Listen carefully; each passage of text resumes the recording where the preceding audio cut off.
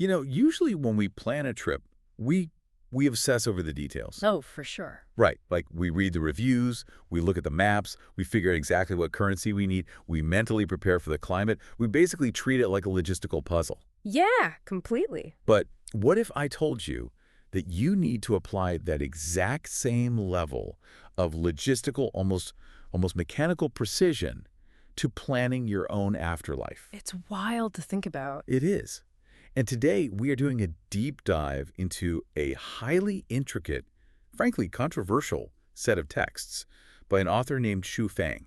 And I mean, this isn't just some vague philosophical musing. No, not at all. It's a literal mechanical blueprint for hacking reincarnation. So we're looking at two interconnected documents that basically break down the exact physics of karma and what it takes to evolve into what the text calls a celestial being. And I think what really stands out right away is, the framework the author uses, because these texts, they weave together concepts from widely different traditions. Yeah, really different. Like you'll find direct references to the French philosopher René Descartes right next to warnings from Jesus Christ, and it's all intertwined with the teachings of Buddha.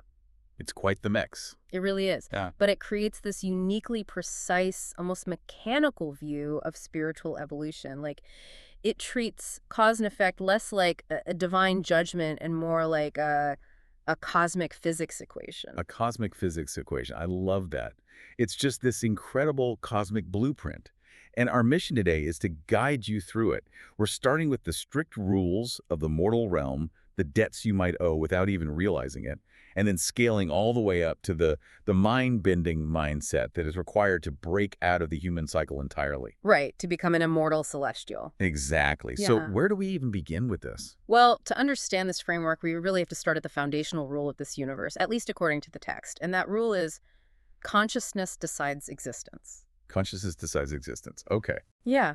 So before we talk about reincarnation, we have to define what is actually reincarnating. The text focuses on your, quote, non-material structure. Okay, let me make sure I'm grasping this. Are we just talking about a soul here? It's similar, yeah. But the author uses non-material structure to emphasize that it actually has an architecture. Okay. Think of it as, like, the source code of your consciousness. The underlying logic here is that whatever does not exist in your consciousness simply cannot exist for you in reality. Wait, really? Yeah. If you want something to exist in your next life, it must first be built within your consciousness in this life. That makes me think of that incredibly vivid anecdote in the text. It illustrates this so perfectly. Oh, the one in Yunnan. Yes. The author, Xu Feng, and another figure called Foshan Celestial are visiting this valley in Yunnan, and they're observing the elderly Hani people who live there. Right. And the author sees how hard their lives are, how much they've suffered in this specific valley. And he says, well, surely in their afterlives, they will leave this place. Which makes sense to a normal observer. Right. But then Foshan Celestial gives this really striking conclusion. He says, no, they will actually continue to reincarnate right here in this exact valley simply because they have no other place or world in their consciousness. It's pretty heavy. It is. He says, unless they desire to learn about the outside world, they're literally trapped by their own lack of imagination. And what's fascinating here is that it's not presented as a punishment for them. It is presented as a totally neutral law of spiritual physics. They can only inhabit a reality that their mind has already drawn the blueprints for. Okay, let's unpack this. So it's like a mechanism. Exactly. So your consciousness is the architectural blueprint for your next life.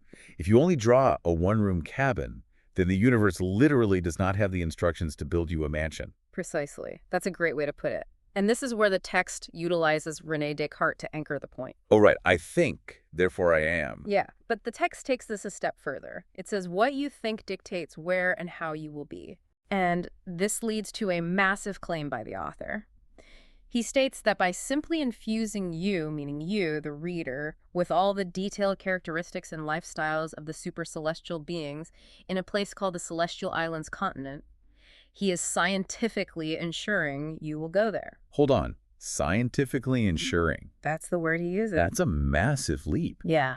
I mean, how can the author claim it's a literal science just to read about a place? Isn't that really just planting a suggestion, not like a cosmic guarantee? Well, in the logic of the text, reading and comprehending the details of a higher realm actually physically alters your non-material structure. Oh, wow. Yeah, so by downloading the blueprint of the celestial islands into your mind, you are actively writing the code required for the universe to render it for you in the next life. Because, again, you must first understand a place for it to exist. Okay, but wait. If consciousness alone dictates reality, what happens to all the physical, tangible harm a person causes on Earth? Right. Like, does a murderer just get to imagine a celestial mansion and completely escape their crimes? Not at all. Because before you can travel to these higher celestial realms, you have to deal with the gravity of the mortal realm. The gravity. Yeah, your non-material structure is weighed down by every unresolved action. And the text outlines the rules of reincarnation in what it calls the supreme book of rewards and punishments. And this is where the exactitude really shines through, I think. It gives very specific examples. Extremely specific. For instance, if you have killed many dogs, then you will be a dog in your next life. Right. If you have murdered a person, you inevitably go to the hell world. And it specifically mentions the inflamed layer or the frozen layer. Yeah, the causality is incredibly direct. If you oppress the good or swindle, cheat, or steal, you go to the animal world. Wow. The text insists that, quote, divine punishments, though slow, are always sure. But, you know, it's not just a list of do this, get that. Some of these are incredibly specific in a weird way. Oh, yeah. Like, it says, if you love freedom but remain ignorant, you turn into a bird? A bird, yeah. I mean, how does that mechanically work? Why a bird? Well, so it's all about vibrational frequency. Okay. In this framework, ignorance actually lowers your non-material frequency down to an animalistic state. But your deep desire for freedom acts as like a modifying variable in your code. Oh, I see. So the universe physically cannot put that specific vibrational cocktail, low awareness but high desire for mobility into a human body. So it naturally fits it into a bird. That is so wild. So it's not really a punishment. Exactly. It's not a punishment. It's just the physics of matching frequencies to physical forms. And it's not just about doing bad things either. It's about what you owe. The text highlights the extreme danger of debt. Yes. It references Jesus Christ's warning. If you leave even a penny of unpaid debt, you cannot leave the place where you owe it. And leaving debts unpaid means a likely trip to the livestock world, according to this. Right, because it is a system of absolute balance. Nothing is forgiven simply because you forgot about it. No, the text explicitly says that. Do not assume that forgetting something makes it go away. You have to actively investigate your past and compensate for it. Okay, so it's less like a cosmic judge keeping score on a clipboard. Yeah. And much more like a computer's operating system. I like that analogy. Like if you leave undeleted malware, say, an unpaid debt, or a harm you caused, just sitting in your code, the system physically cannot boot up the celestial program. Right, it crashes. You just keep rebooting in safe mode, which is essentially the mortal realm. That is the perfect way to visualize it. You have to clear the malware. So how do you actually do that? Well, the text provides 6 suggestions. If you harmed animals or people, you must henceforth love them. If you owe someone emotionally, you must pay back that emotion. We have to actively ask for forgiveness, right? Yes. And it also mentions doing merits, according to the teachings of Buddha, and doing more, quote, formless almsgiving. Formless almsgiving is a really crucial mechanism here. What does that mean, practically? It implies giving without the ego's attachment to the act of giving. Like, you aren't doing it to be seen as generous. You are doing it simply to balance the scales of nature. And if your merits are great enough, the text actually says you can compensate for faults and debts that have accumulated over multiple generations. But here's where we hit what I think is the most fascinating and maybe the most frustrating detail in this whole cosmic operating system. Oh, I know where you're going with this. Yeah.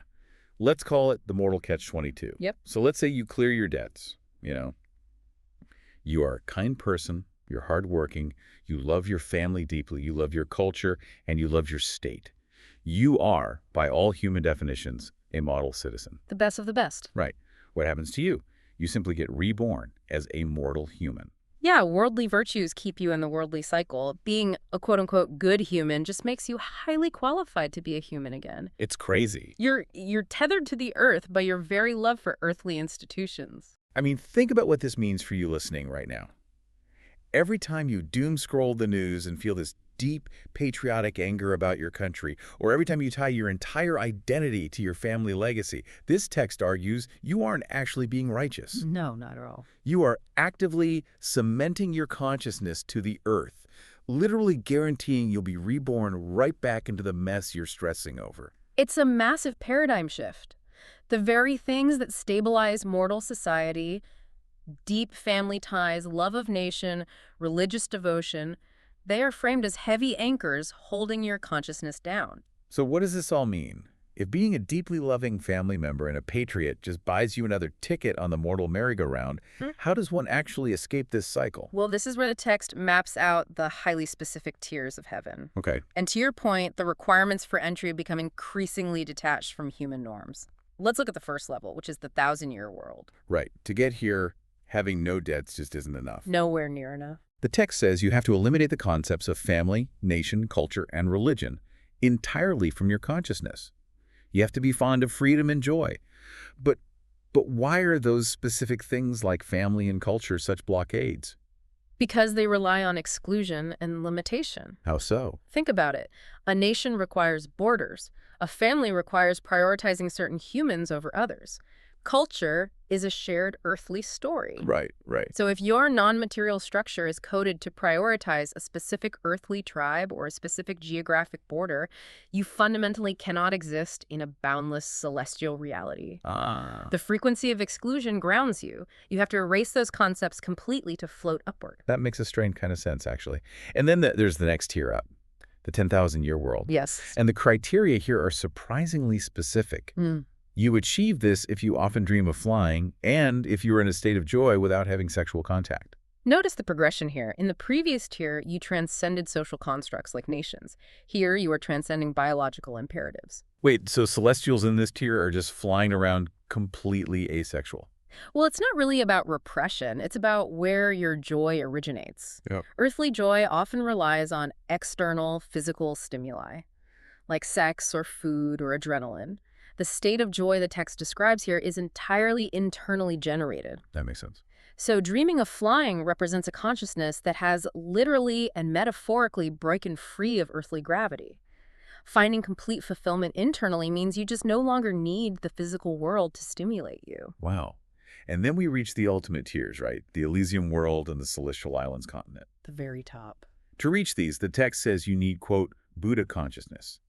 You must revere and take the way of the greatest creator, obtain supernatural powers, and be able to fancy an ideal world in your mind. Yeah. But I need some clarity here.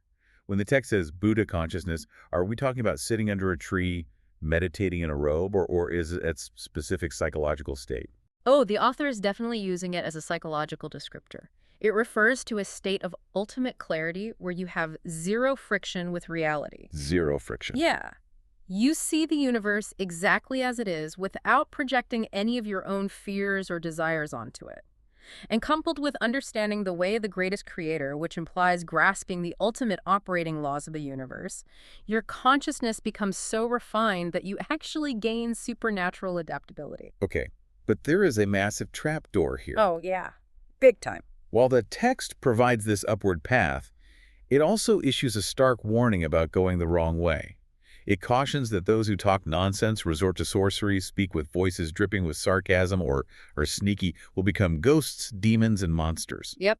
I mean, sarcasm turns you into a demon, really. Well, again, we have to look at the mechanism. Sarcasm, sneakiness, talking nonsense, they are essentially energetic distortions. Energetic distortions. Like, they represent a fractured consciousness, Yeah. saying one thing while meaning another, or purposely obscuring the truth. Ah, I see. So if you continually code your non-material structure with distortion and malice, the universe cannot render a symmetrical, harmonious form for you. It renders a distorted, fragmented form. A monster. Okay, so let's say you avoid the sarcasm trap. You're aiming for that Celestial Islands continent. You're successfully rewriting your source code. Here's where it gets really interesting.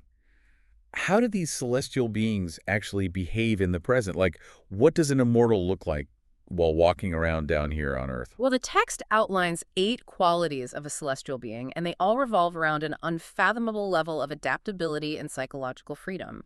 The first few qualities are all about following what is predestined and acting limitlessly. It's really about radical acceptance. Absolutely. And the text uses these great extreme examples. It says the celestial is equally at peace living in a 5-star hotel or a thatched house. Yeah. They are equally happy eating delicacies from the land and sea, or eating, and I love this exact phrasing, genetically modified coarse bread. Or moldy leftovers. Yes, moldy leftovers. It's true. They do not care about worldly eyes or comments. They accept whether the people around them are civilized or completely savage. They leave absolutely everything to fate, which basically means trusting the Tao. And what does trusting the Tao actually mean practically in this context? It means trusting the natural flow of reality without trying to force the river to move faster. When blessings come, they enjoy them. Right. When disasters arrive, they bear them delightedly. They neither resent nor blame anyone because they understand that fighting the current of reality only creates suffering. Which is much easier to do when you possess nothing. Exactly. That's another key quality.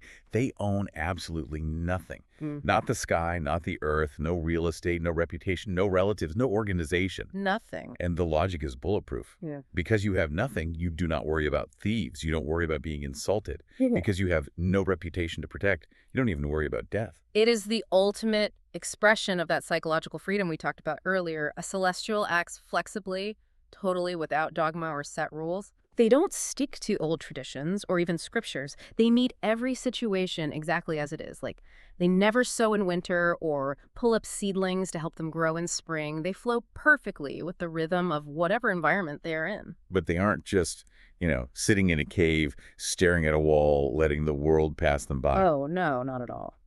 The text actually encourages behaving with an elegant demeanor. A celestial is supposed to have practical survival skills, like solving their own eating, clothing, and housing problems. Right. They enjoy music, they play chess, enjoy calligraphy, and they're cheerful and humorous. The text literally says they chat freely and make people feel like spring suddenly arrived in one night. And this is a crucial distinction. This isn't about asceticism or punishing yourself. It's about being so unburdened by worldly attachments that you can fully engage with the joy of the present moment, wherever you are. Okay. You play chess and make jokes because you are light. You are no longer carrying the heavy burden of earthly legacy. But this lightness brings us to a massive philosophical collision. Because this radical detachment has a flip side when it comes to human emotions. It really does. The text says celestials are to be, quote, amorous everywhere, but never attach importance to affection. Right. They are merciful in their actions, but they never fall into deep affection for any single person, organization, or country. Because attaching too much importance to affection becomes an energetic tether. Right. It makes it impossible to be natural and unrestrained. But it goes further than that, and this is where I think listeners might get whiplash. Yeah, prepare yourselves. The text explicitly asserts that a celestial must feel no mercy or pity. Zero pity. Yeah. And it gives vivid examples from nature. Cats catching mice, lions tearing an antelope apart, eagles scooping up rabbits, mantises attacking cicadas. All perfectly natural things. Right, and the text explicitly says to ignore this cruelty, but then it goes on to say you should even ignore people crying and shouting because it is the arrangement of nature. I have to push back here. To a mortal, this sounds incredibly cold. I mean, it borders on sociopathic. How does the text justify ignoring human suffering? This raises an important question, and it is a jarring concept, but the text's philosophical underpinning for this is highly specific. Okay. It argues that unless you have a better plan than nature itself, feeling pity is just a massive waste of energy. Really? The text literally asks, do you have a better arrangement than the Tao?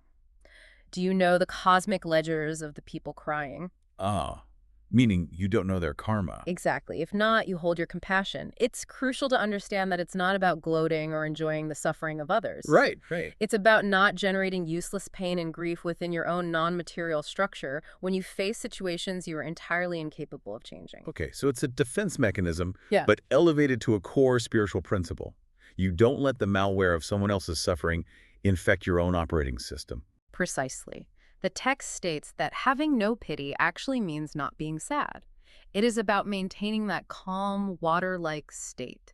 You don't resist fear, you don't cry from grievances, and you don't delay when you should let something or someone go. And this dictates exactly who they spend their time with. The text instructs you to walk with celestials, Hmm. This means actively avoiding people who cry, fuss, whine, complain about their grievances, or want to bind you with codependent affection. Right. You're supposed to associate only with the optimistic and unrestrained. It is a complete reorganization of human empathy. I mean, we are taught that empathy means suffering alongside someone. Yes, exactly. Here, true spiritual advancement means remaining untroubled so you can maintain your own frequency, your own joy, and your own elegant demeanor, regardless of the chaos unfolding around you.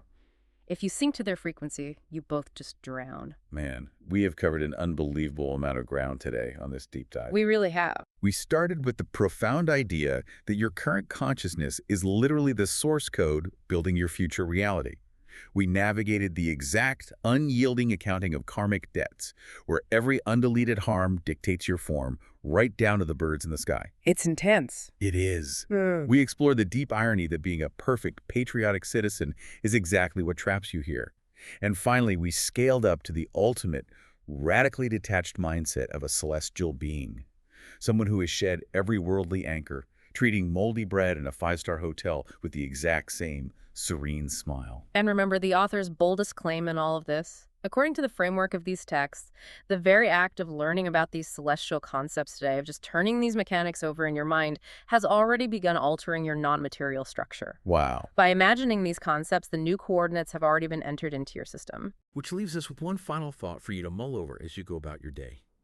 If your afterlife, your entire future reality, is strictly limited to the blueprints you can currently conceive in your consciousness, what invisible boundaries have you unknowingly built in your own mind today? And what happens if you stop defining yourself by what you own and simply decide to imagine a much bigger blueprint?